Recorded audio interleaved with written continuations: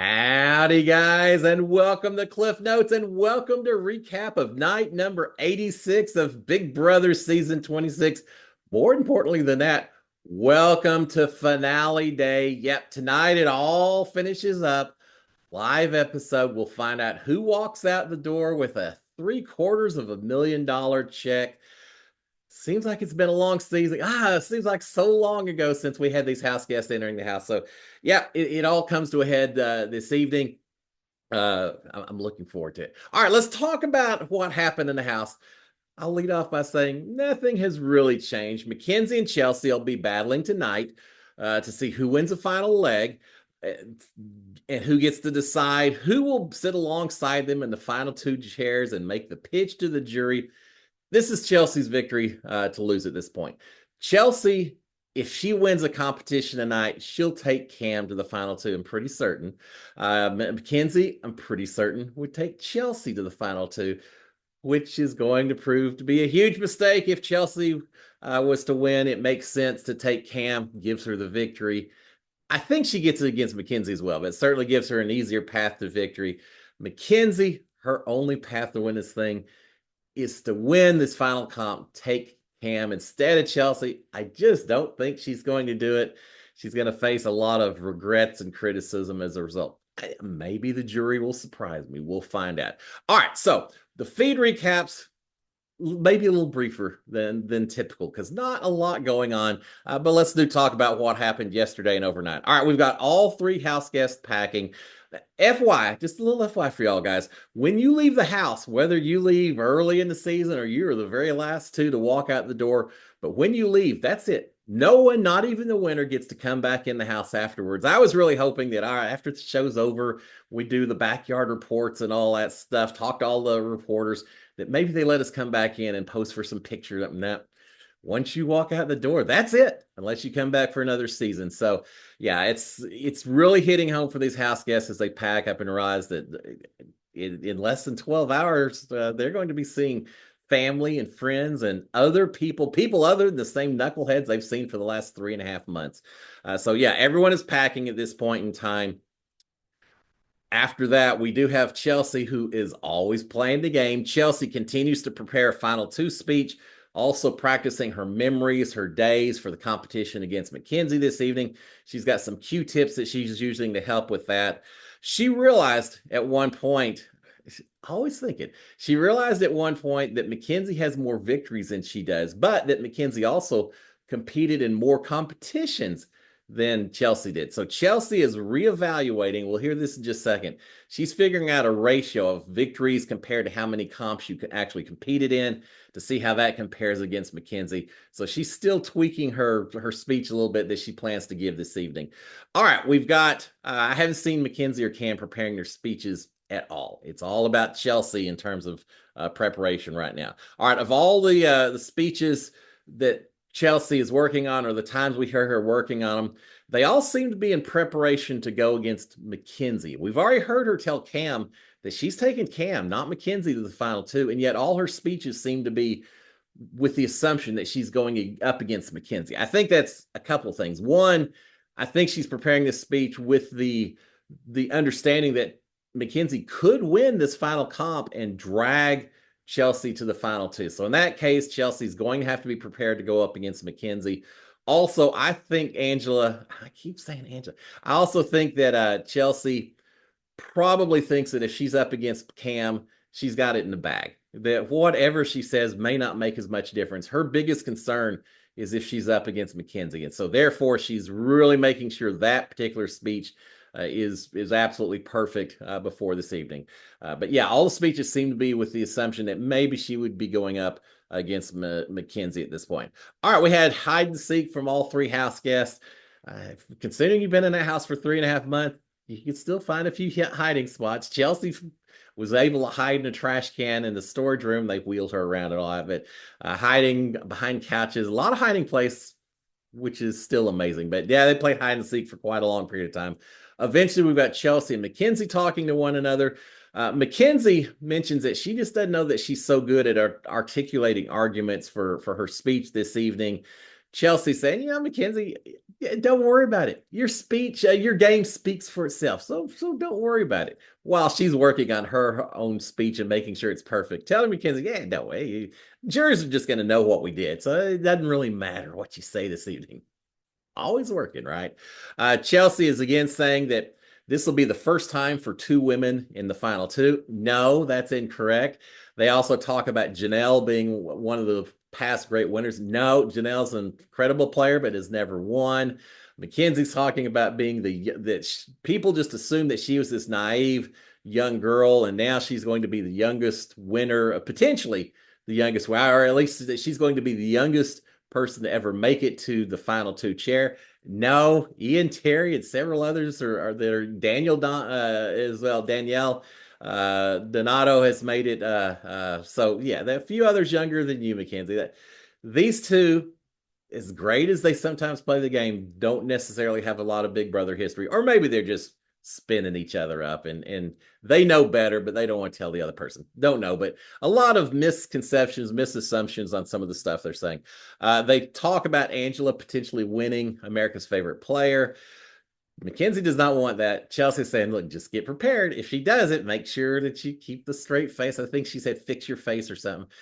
Saying, yeah, be prepared because it could be Angela that wins this thing. All right, they're looking at the memory wall and they're commenting on everyone, not necessarily in good regard either. Some physical criticisms, some people that, as long as they just fix their teeth. Oh, if they were just a little taller, things like that.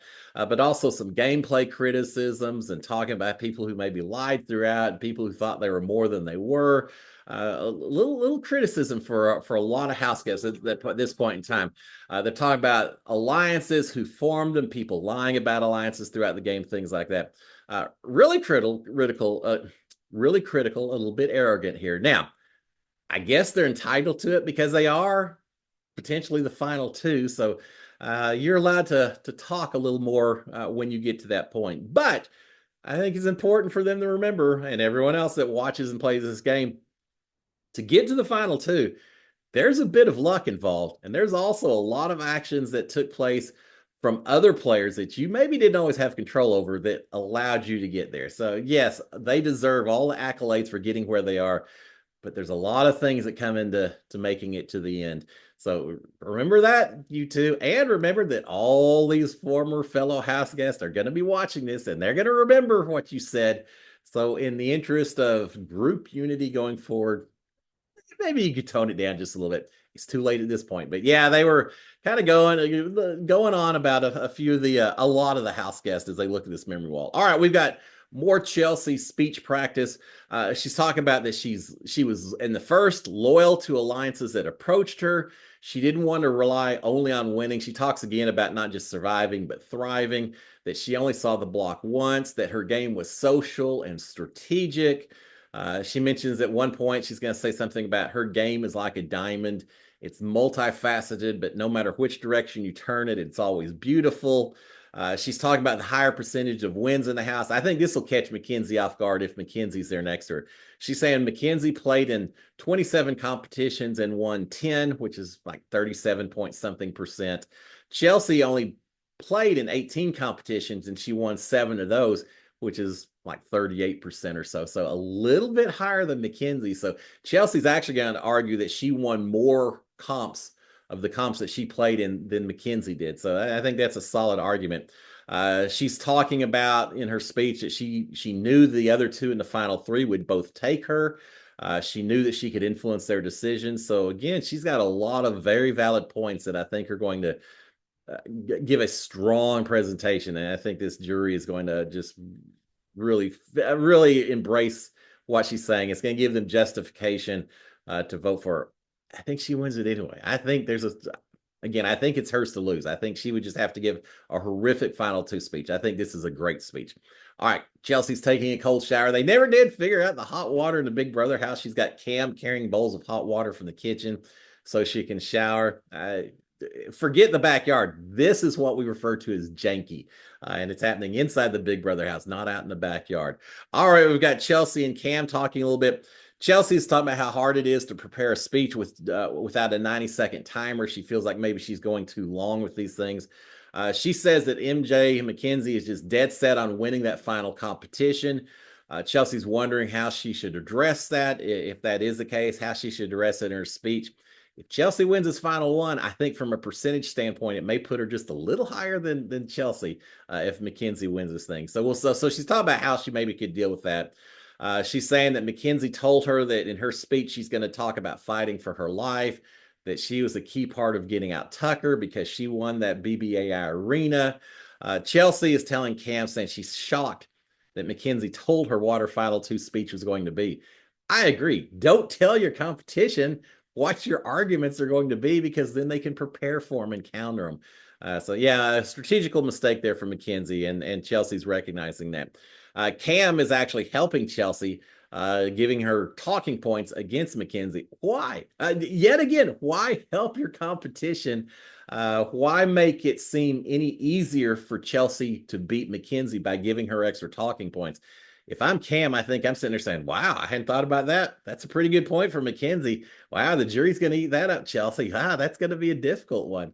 I think I'd be trying to make her a little bit more nervous about Mackenzie, unless he is just so absolutely convinced that she's going to take Cam no matter what, that he doesn't have to worry about that.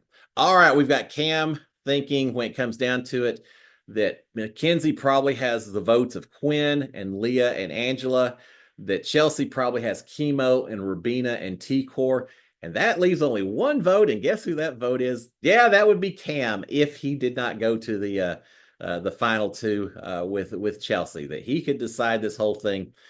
He's saying that if she takes Mackenzie to the final two, that she'll win. Again, why say that and make it give any reason not to take you to the final two? But he's saying, yeah, you take Mackenzie. You're gonna win this thing. Cam is saying at one point, lighthearted as always, Cam is saying, yeah, don't pick me to go to the final two. If you do, I'm gonna smoke you. That you don't stand a chance against me. We all know that's not the case. So he's just having a little fun in here. He does tell her that he doesn't know if he's going to be very light and funny in his speech, or that the vibe may be different, may be more serious. And Chelsea's saying, now they're going to be very serious in there. So be careful about that. Cam is telling Chelsea that he's going to say, if he makes it to the final two with her, he's going to say that he won by not winning. And he'll just basically say, yeah, I didn't do anything, and here I am.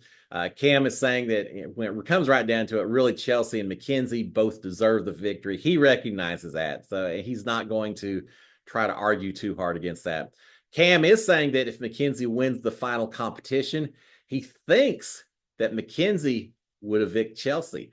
And Chelsea doesn't like hearing that. She said, did she tell you that? And he said, no, she didn't tell me that. I just think that she's going to want the easy path, and you're not the easy path because you can beat her. So yeah, she will probably evict you, Chelsea. So you better win this final competition. It's got Chelsea a little nervous because of that. All right, we finally have Cam practicing his speech. God, it's right before midnight. It seems like he was late.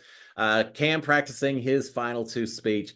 A few things we hear, and he's just kind of whispering to himself, but a few things we hear is he talks about that he always kept two targets in front of him, that he had a hand in getting multiple key people out, that he was on the block 3 times and he survived the block every single time because of social game and strategy and things like that. So we're hearing a little bit about how Cam's going to play the jury, or what he's going to say to them to try to win this thing. Eventually, we've got Chelsea talking to the cameras in the Rock bedroom. I guess perhaps our final Chelsea cam. We may get one today before the cutoff feeds, but talking to the cameras, saying, I played a dang good game. I'm going to win this thing. I'm going to win this thing. I think she will too. I'm going to be surprised if she doesn't. All right, we've got Chelsea and MJ talking kind of for the last time for the evening. Mackenzie still complaining about Angela. How many weeks ago did Angela leave? And Mackenzie is still complaining about her, saying that she does not have to be friends with a 51-year-old lady, that she will leave any group chats that Angela is in as part of the former house guest and all that. Mackenzie's saying that she would probably never do Big Brother again because she expects that any season they put her on, they'll probably put Angela on. She's not going to play the game of Big Brother with Angela. She's saying that her brain is happier without Angela here in the house. So yeah, Mackenzie just holding a little grudge all the way back from week one, going after Matt and Crazy Eyes, and more so calling out Mackenzie at the time, saying, Mackenzie, you can do better than him. She just never let it drop. So yeah, we'll see how that reunion goes. Probably a good thing they didn't share a jury house together. All right, we've got Chelsea telling Mackenzie about Cam's speech and what he's trying to, what he wants to say about how he just won by not winning and all of that. Mackenzie is telling Chelsea, saying, Cam is going to win if he makes final two. No, Cam is not going to win if he makes final two. Well, watch, he'll win and surprise me and make me look like a doofus. But Mackenzie's saying that Cam will win if he makes it to the final two. I think her key thing here is, Chelsea, just remember, if you win, don't take Cam because he'll beat you. You better take me because you stand a much better chance. I think Chelsea's got other plans this evening, so Mackenzie could be in for quite the shock. Finally, everyone in bed by 2:30 or so, getting ready for what is going to be an incredibly busy day today. And that's it. At some point, we're going to lose the feed, so there will be no recap tomorrow. I will be doing a recap of the overall season at some point. So, hey, subscribe, turn on notifications, and you'll know when I drop this final episode. But this is it for the everyday morning recaps. I appreciate the support, guys. I truly do. This is a labor of love ever since my season. I just love seeing how these people interact with each other, compete, battle of the wills, battle of all kinds of stuff in that house. So thank you for the journey with me. We'll plan on doing it again next year. But for now, thank you very much, guys. We'll shut down the morning recaps. And with that, I'll give a big old SKD 143. Cheers, my friends. Enjoy tonight, and there'll be a recap video coming out before too long. Until then, bye, guys. Y'all have a great one. Bye.